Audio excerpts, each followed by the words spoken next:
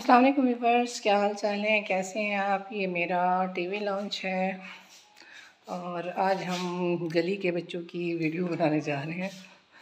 इन्हीं गली में जो बच्चे खेल रहे हैं उनकी वीडियो बनाते हैं। ये मेरा छोटा सा घर है। उम्मीद है आप खैरियत से होंगे और अल्लाह आपका हामी और नासिर हो। अल्लाह आपको हमेशा खुश रखे।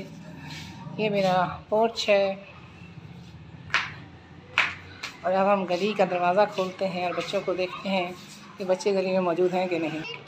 इधर आओ मेरे पास।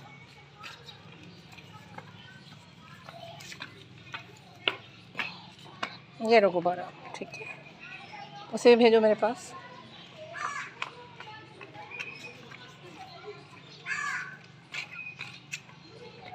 अच्छे लगते हैं गुब्बारे आपको? हाँ।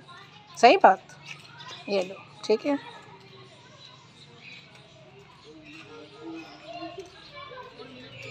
इधर आओ मेरे पास, इधर आओ।